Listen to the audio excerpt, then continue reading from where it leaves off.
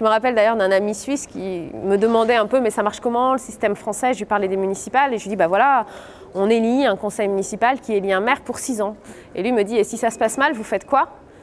Bah, on descend dans la rue, on fait pression, on vient dans les conseils municipaux, on se fait entendre.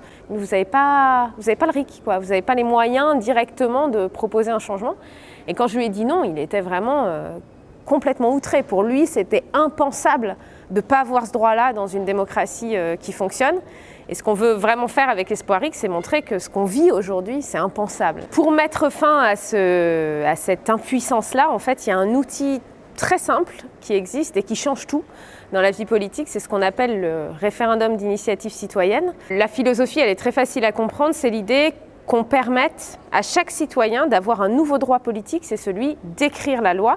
Pas n'importe quelle loi, les lois constitutionnelles, parce que la Constitution, c'est le texte le plus important de notre pays, c'est celui qui est au-dessus de toutes les autres normes de droit, y compris les traités européens ou la loi ordinaire. Que chacun d'entre nous puisse, à tout moment, sur les sujets qui nous tiennent à cœur, qui nous concernent, proposer une modification constitutionnelle.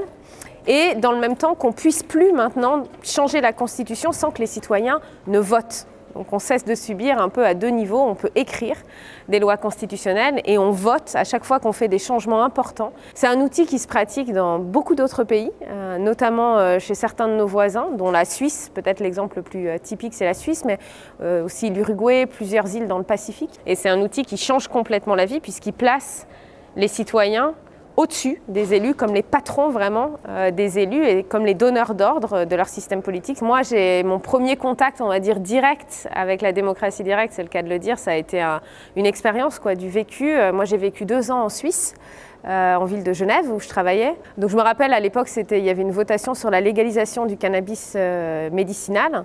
Et puis, bah, voilà, tu es à la terrasse d'un café, il y a des gens qui passent te voir, qui te font signer des pétitions, qui t'expliquent pourquoi ils l'apportent, cette pétition, ce qui manque dans notre système politique. Tu en débats tout le temps, en fait. Au moment de voter, tu vas en débattre dans le bureau de tabac, tu vas en débattre devant les écoles, par exemple. Quelle est l'implication de cette mesure sur les écoles? Donc la politique, elle est présente partout, mais pas dans un sens politicien, en fait, dans un sens de décision collective sur notre avenir. Quand on a ce droit-là, eh bien, on se sent légitime et on n'accepte plus l'arbitraire dans lequel on vit en France. Donc taper gros, parce qu'après, c'est celui qui permet justement d'avoir que la pétition là, qui aujourd'hui est sur le site de l'Assemblée nationale, sur le vote blanc, si on avait le RIC, elle serait déjà soumise à des citoyens qui pourraient signer et la soumettre en votation. Le RIC constituant, c'est le premier pied sur lequel notre projet il marche. Et le deuxième pied, c'est l'idée de revenir à une figure d'un président de la République qui est un président arbitre, gardien de la Constitution.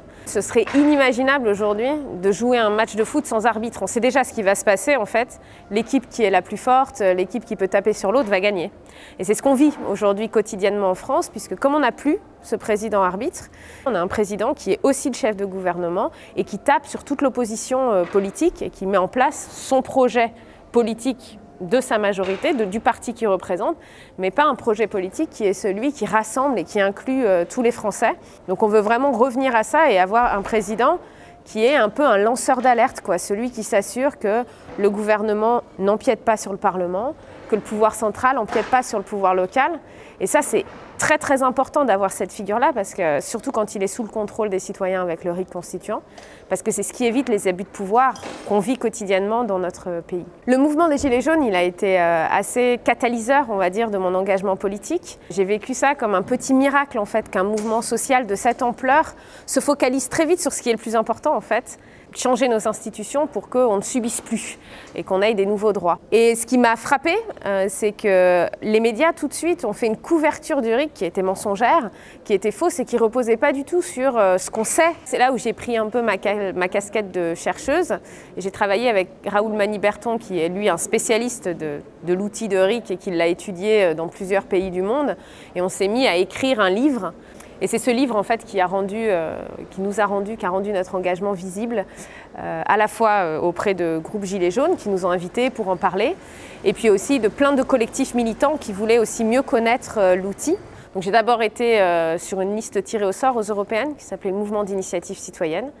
Et puis quand la présidentielle s'est approchée, il y a un certain nombre de collectifs actifs sur le RIC qui se sont dit est-ce qu'on piraterait l'élection? Est-ce qu'on l'utiliserait vraiment pour porter cette revendication-là. Et puis il a été décidé que ce serait moi qui m'y collerais pour cette fois. Nous, on a choisi, on s'est dit, il faut taper sur le changement qui donne le plus de pouvoir aux citoyens. Et la présidentielle, malheureusement, c'est aussi le moment où on parle de politique et où on peut rendre visible ce qui est possible de changer. Et on voulait montrer que voilà, c'est un sujet qui ne peut pas être relayé à la périphérie. La démocratie, ce n'est pas quelque chose qu'on ajoute en petits caractères à la fin d'un programme politique à rallonge.